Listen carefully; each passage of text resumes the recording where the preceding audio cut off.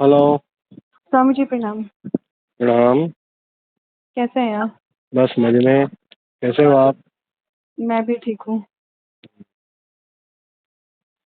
आपके उत्तराखंड में आ रहे हैं जी, जुलाई में? ऋषिकेश। जुलाई जून में आई थिंक वो।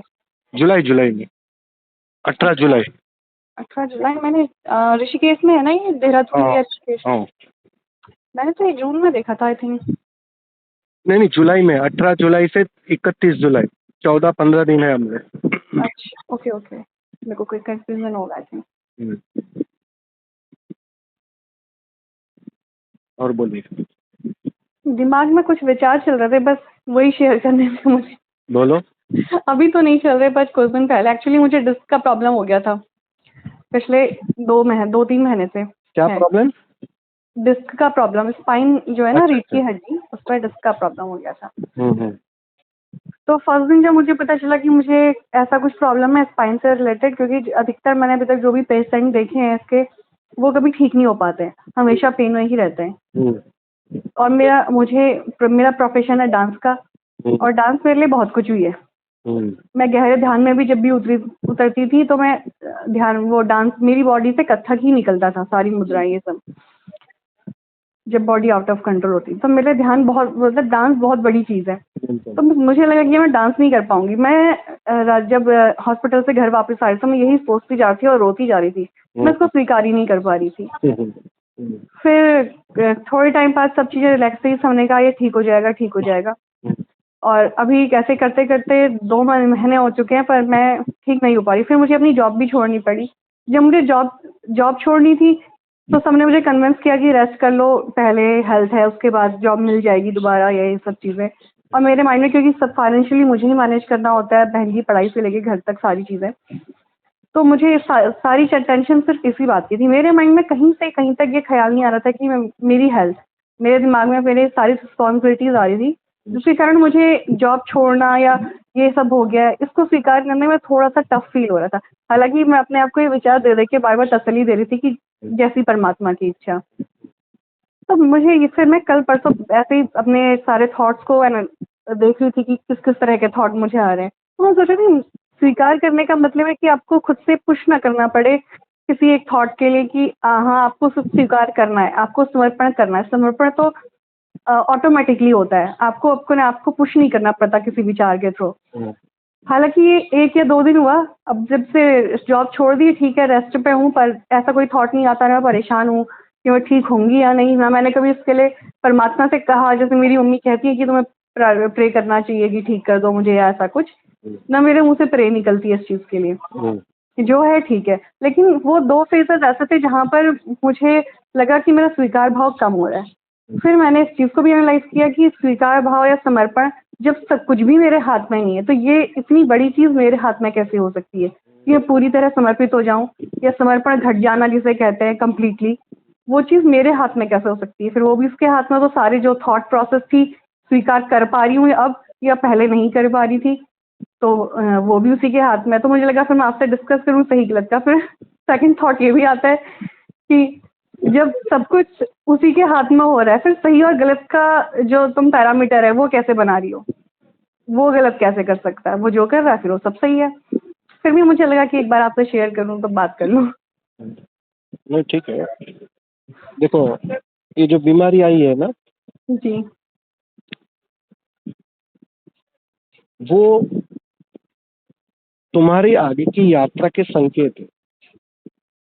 जी जब तुम बिल्कुल तैयार होते हो ना, जी तब अस्तित्व ऐसी विपरीत अवस्था खड़ी कर सकता है जिसको हम कठिन एग्जाम कहे ना। जी अब पीएचडी में जाओगे तो एग्जाम कठिन हो जाती है। जी तो उस एग्जाम के अर्थों में कि तुम्हारा स्वीकार किस तल का है। अपनी मृत्यु तक के लिए राजी हो तुम, जी बिल्कुल जो मन को रुचिकर है उससे विपरीत परिस्थिति के लिए राजी हो तुम, जी तभी तो समर्पण की परीक्षा होगी ना। बिल्कुल अब मन को रुचिकर है वहाँ समर्पण करना आसान है। बिल्कुल बिल्कुल। वहाँ तो तुम झुक सकते हो, जी वहाँ तो आसानी से समर्पण हो जाएगा। जी। लेकिन ये बिल्कुल मन के विपरीत है।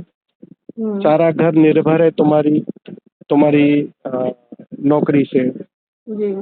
उस पर घर चलता है, बच्चे पढ़ाई मतलब छोटी बहन पढ़ाई करती है, सारी व्यवस्था उस पर निर्भर है। जी। अब वो मकान टूट रहा है, वो भवन टूट रहा है ना, जी। सारी धारणाएं टूट रही है।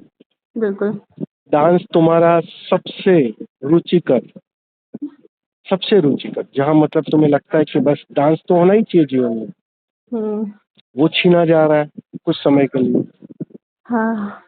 तो वो सब दाव पर लग रहा है, मतलब बिल्कुल। अहंकार हर तरफ से दाव पर लगाया जा रहा है। जी। अहंकार की मुक्ति के पहले अहंकार का वो जो आखिरी छोर होता है ना, जी। जहाँ खूंटियां गड़ी रहती है, जी। उसको निकालने के लिए अस्तित्व तुम्हारे लाइफ में बहुत बड़ा ट्रांसफॉर्मेशन लाता है, जी। तूफान लाता है। ये तूफान तुम्हारी उस खुटियों को निकालने के लिए। ये सवाल कि मैं सच में समर्पित कर पा रही हूँ या नहीं कर पा रही, जी। ये एक साधक ही सोच सकता है। तो ये तुम्हारे अंदर ये सवाल जो आया ना, वो कीमती है। तुम अब कस रही हो। इस बीमारी ने तुम्हें एक मौका दिया कसने का, कि मेरा समर्पण वास्तव में समर्पण है कि बस केवल मन के मुताबिक हो रहा था तो उसको मैं समर्पण मान रही थी। बिल्कुल। बिल्कुल। तो ये तोला तो जाएगा ही, परीक्षा तो ली जाएगी। जी। तो ये एक्चुअली इसको तुम नेगेटिवली मत लेना, नहीं, बिल्कुल नहीं। ये तुम्हें बिल्कुल हर तरह से तैयार कर रहा है। जी। उसके द्वार में तुम प्रवेश ही तब कर पाओगी जब तुम हर तरह से तैयार होगी, हर दाव के लिए तैयार होगी, मिटने तक के दाव के लिए तैयार होगी, मरने तक तैयार होगी, मारने तक तैयार होगी। इस बात को समझ लेना, हर दाव के लिए। मारने का अर्थ क्या है? किसी को मारने का अर्थ मारने के अर्थों में नहीं है, अहंकार की चोट है कि मैं हिंसक, मैं मारूंगा, यहां तक की तैयारी। तो ये सारा खेल, जब ये सारे संकेत, मैं तो इसकी चीज देखता हूँ उसमें बिल्कुल ठीक और सटीक हो रहा है। जी। ये बिल्कुल तो तुम्हारी कहते हैं ना कि आखिरी परीक्षा ली जा रही है। बस इसमें कितना तुम टिक पा रही हो, कितना तुम्हारा मन इंटरफियर नहीं करता, बस वही तुम्हारी सफलता। तो इससे बिल्कुल घबराने की जरूरत नहीं है। शारीरिक अप डाउन्स तो आते रहेंगे, कल ये शरीर भी नहीं बचेगा, जरूरी थोड़ी है। बिल्कुल। तो उसके लिए फिर क्या करोगी, क्या रोगी, किससे रोगी, किसको प्रश्न करोगी? किसी को नहीं कर सकते। तो वो तैयारी तो चाहिए, साधक को सब दाव लगाने की तैयारी चाहिए। जब तक वो तैयारी नहीं है तब तक तो बात बनेगी नहीं। बस ये आखिरी छलांग है, समझ लो। और बिल्कुल उस आखिरी छलांग में बाहर के जीवन का सब कुछ दाव पर लगेगा, बहुत कुछ नहीं, सब कुछ दाव पर लगेगा। वो चाहे तुम्हारी फाइनेंशियल जीवन हो, चाहे तुम्हारे फिजिकल जीवन हो, चाहे तुम्हारे रिलेशन के जीवन हो, सब कुछ दाव पर लग जाए। इसको तुम, मैं हर बार कहता हूँ एक बात कि तुम्हारे शब्दकोश में एक ही शब्द गलत है और वो शब्द है गलत। जी। यहाँ गलत हो ही नहीं सकता है कुछ। जी बिल्कुल। जब वही है, दूसरा है नहीं, उसके अलावा कुछ नहीं है, तो गलत कहाँ होगा? गलत के लिए दो चाहिए, बिल्कुल। सापेक्षता चाहिए। जी। तोलोगे कैसे सही और गलत को, जब दूसरा है ही नहीं? रावण में भी वही है, राम में भी वही है, कैसे तोलोगे गलत सही को? जब वही है, बस उसकी प्रतिविज्ञा चाहिए, उसका बोध चाहिए। तो उस अद्वैत के उस आखिरी बोध के लिए, उस आखिरी अनुभव के लिए अस्तित्व तुम्हें हर छोर पर बिल्कुल तोलेगा, टटोलेगा। जी, ये उसकी सारी तैयारियां है और कुछ नहीं। अस्तित्व तुम्हें हर तल पर परख रहा है। सबके जीवन में अलग अलग घटनाएं घटती। कोई रिलेशन के अर्थों में ऐसे ही बेचैन हो जाता है और प्रश्न करता है मुझसे, जी, तो कोई किसी और अर्थों में। सब कुछ कहते हैं ना, सब कुछ बर्बाद हो जाएगा, फना हो जाएगा। जी, और फना होने में ही अहंकार फना हो जाएगा, विदा हो जाएगा। वो मेरे की पकड़, जो मेरे का पागलपन है ना, वो विदा हो जाएगा। जी, तो ये बिल्कुल सटीक और सही होगा, उसको स्वीकार करो, धन्यवाद दो उसे। अच्छा, मतलब तूने मेरे में इतनी क्षमता देख ली कि मैं इस परीक्षा के लायक हो गई। जी, मतलब तुम पर कुछ खास नजर है, तुम पर कुछ ज्यादा प्रेम है उसे। और जी, जितने उस धन्यवाद से भरोगे, मजे की बात है कि तुम्हारी ये जो बीमारी है वो सहज ही हील होने लगेगी। जी, तुम्हारे स्वीकार से हील होती है।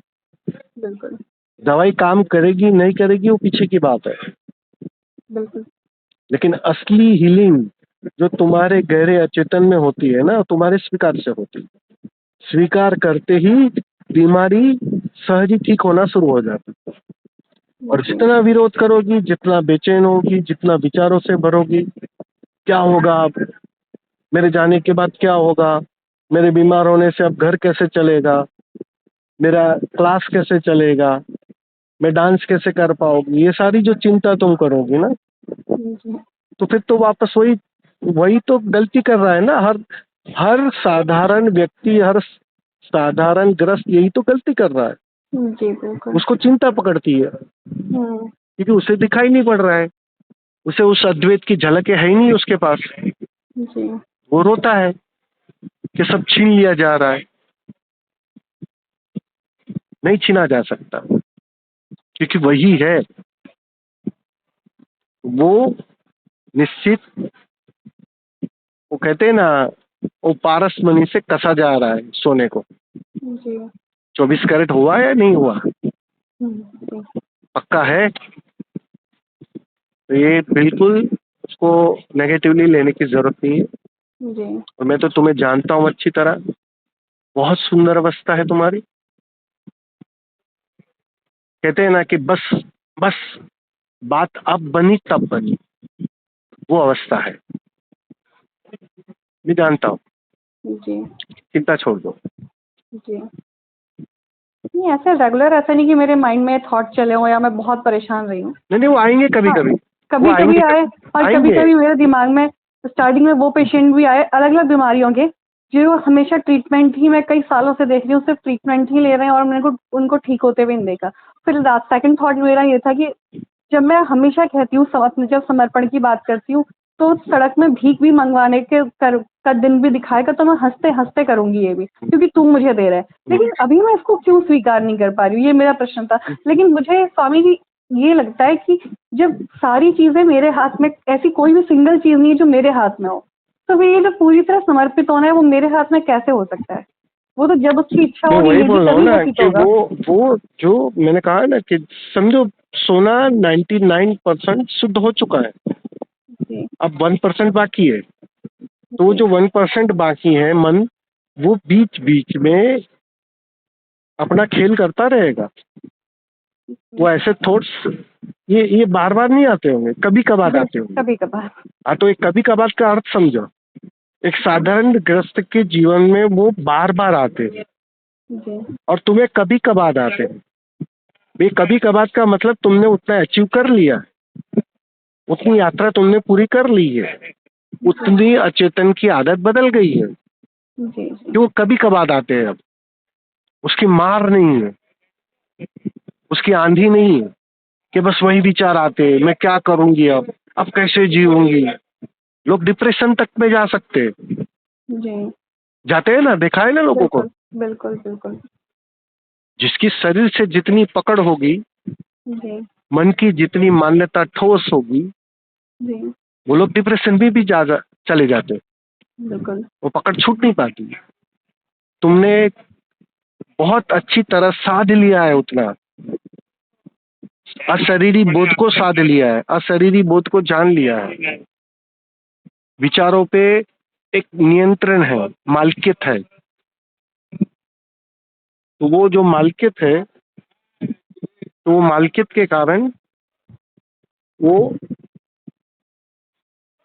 बार बार नहीं आते, जी, कभी कभार का अर्थ ही इतना है कि मन जो शेष मामूली मरता क्या ना करता, मन मर रहा है तो वो अपनी कोशिश कर रहा है, जी, और कभी कभार खेल कर देता है, दाव फेंक देता है, तुम्हें बेचैन कर देता है, बिल्कुल। तो उसकी जरा चिंता नहीं लेनी, वो करेगा। लेकिन अभी तुम ताकतवर हो, मुझे भरोसा है, तुम ताकतवर हो। अब उसके खेल के पहले तुम सचेत हो जाती हो, ये भरोसा है मुझे।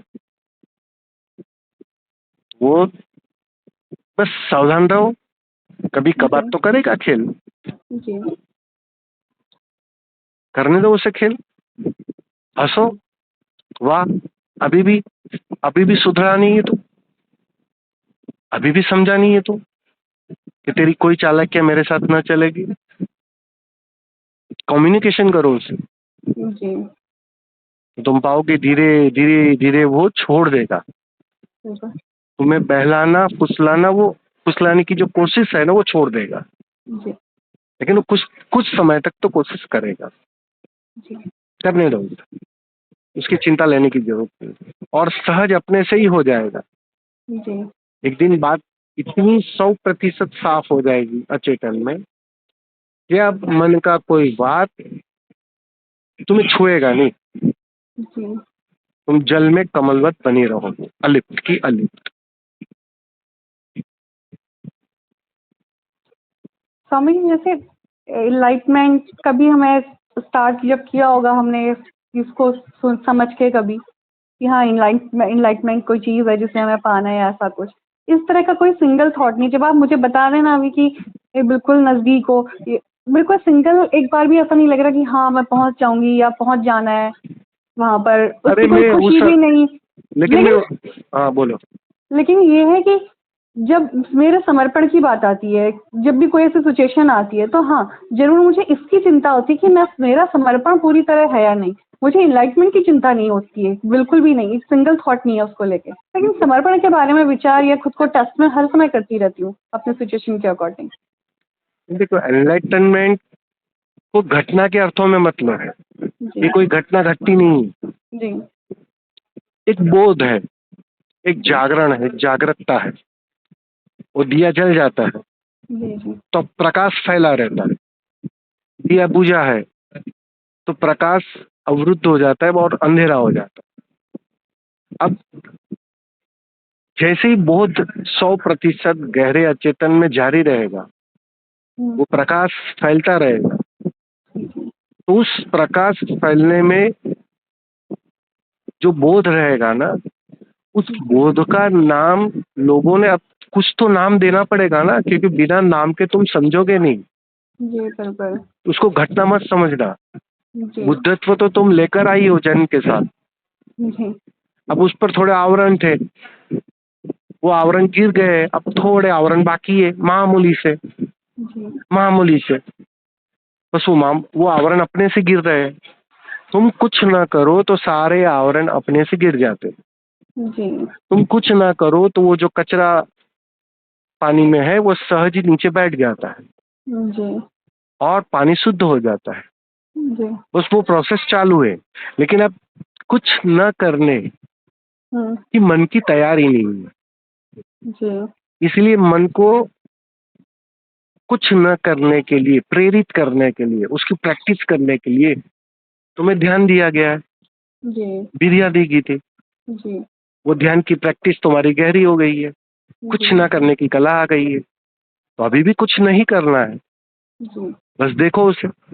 जी, वो तरंगे मामूली, जो 1% तरंगे है, वो उठेगी और अपने से शांत हो जाएगी, जी, और उस शांत होने की घटना को हम शब्दों के माध्यम से, अध्यात्म के माध्यम से बुद्धत्व कह सकते हैं, एनलाइटनमेंट कह सकते हैं, लेकिन तुम मत उलझो उसमें। जी बिल्कुल। वो तो नए स्टूडेंट के लिए है, जी वो तो नए स्टूडेंट की चॉकलेट है जी इस तरफ लाने के लिए।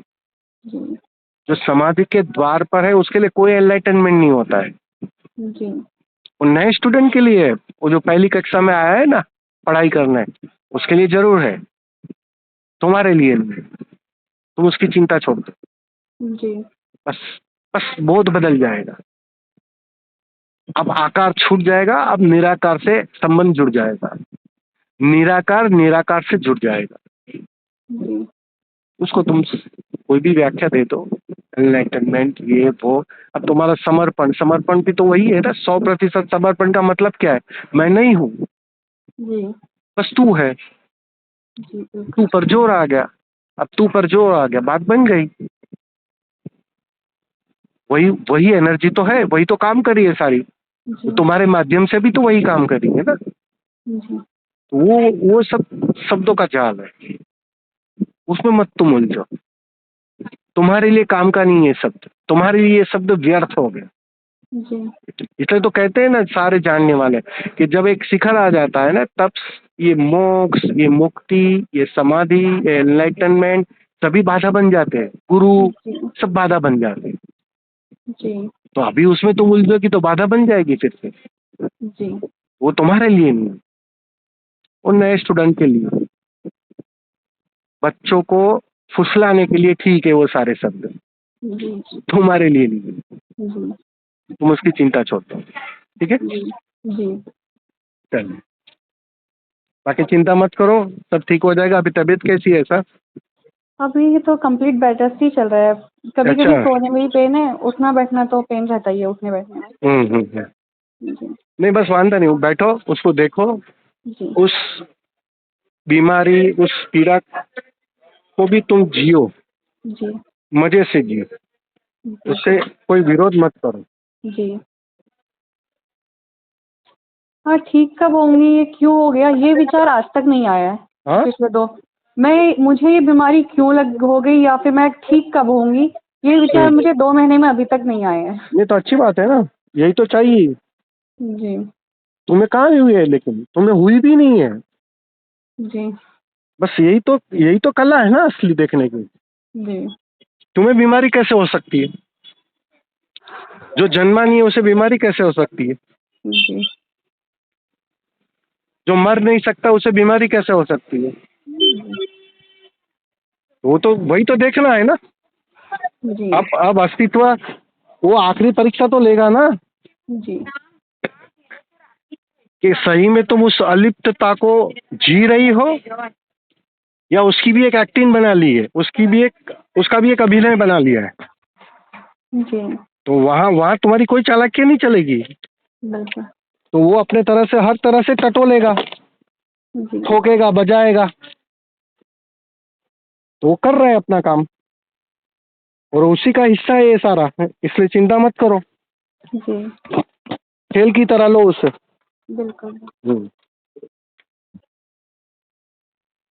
ठीक है, जी समझ। चलिए, गेट वेल सून। ओके। या प्रणाम। प्रणाम।